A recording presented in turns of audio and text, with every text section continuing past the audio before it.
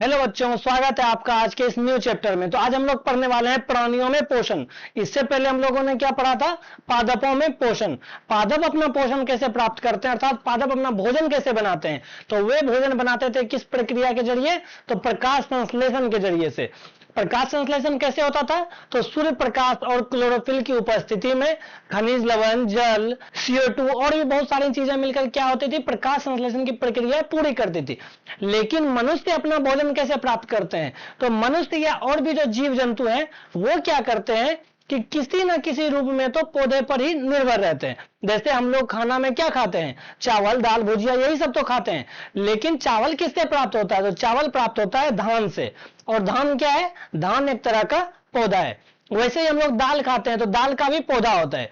और आलू जो खाते हैं तो आलू भी क्या, एक तरह की फसल है। तो हम लोगों ने क्या देखा कि जो हम लोग भोजन करते हैं वह क्या है? कहीं ना कहीं पौधे से ही हम लोगों को प्राप्त होता है। इसीलिए पहला लाइन क्या है कि मानव अपने भोजन के लिए पेड़ पौधे पर आश्रित होते हैं। यह क्या, एक तथ्य लाइन है, क्योंकि हम लोग भी क्या है, पूरी तरह से पेड़ पौधे पर ही आश्रित होते हैं। उसके बाद क्या है कि भोजन का पाचन, अर्थात सिर्फ खाना खाने से तो नहीं होगा, उसका पाचन भी तो होना चाहिए, शरीर में वो खाना लगना भी तो चाहिए। तो आज हम लोग क्या करेंगे, उसी को देखेंगे।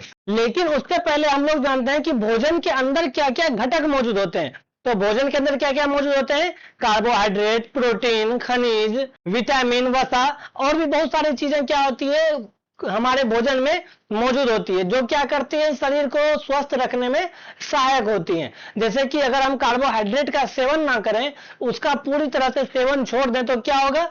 हमारे शरीर में कहीं ना कहीं कमजोरी फील होने लगेगी। तो उसको दूर करने के लिए हम लोग आलू खाते हैं, रोटी खाते हैं, चावल खाते हैं। तो इससे हमें क्या प्राप्त होती है? तो इससे हमें कार्बोहाइड्रेट प्राप्त होती है। लेकिन क्या सिर्फ आलू खा लेंगे तो क्या उससे हमारे शरीर को एनर्जी मिल जाएगी? तो ऐसा नहीं है। जब तक आलू जटिल कार्बोहाइड्रेट से सरल कार्बोहाइड्रेट में नहीं टूटेगा तब तक हमारे शरीर को उससे ऊर्जा नहीं मिलेगी।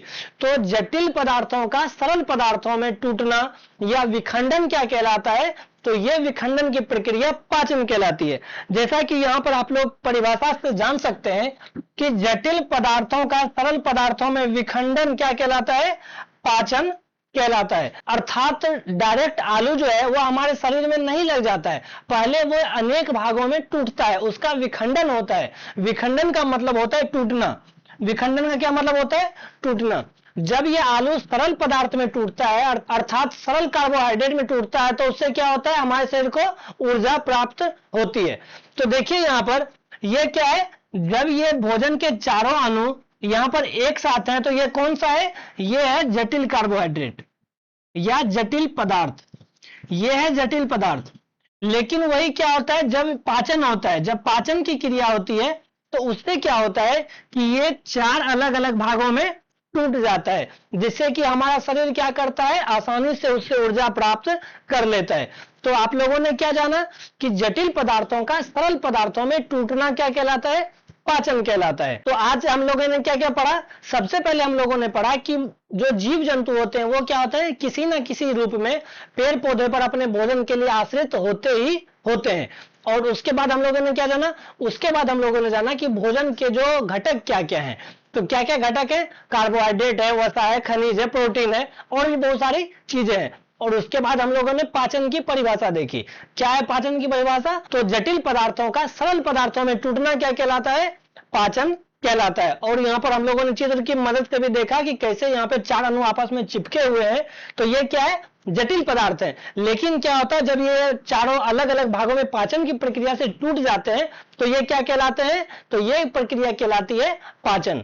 तो यहां तक आप लोगों का क्लियर है? तो मिलते हैं अब अगले क्लास में। Bye bye, take care.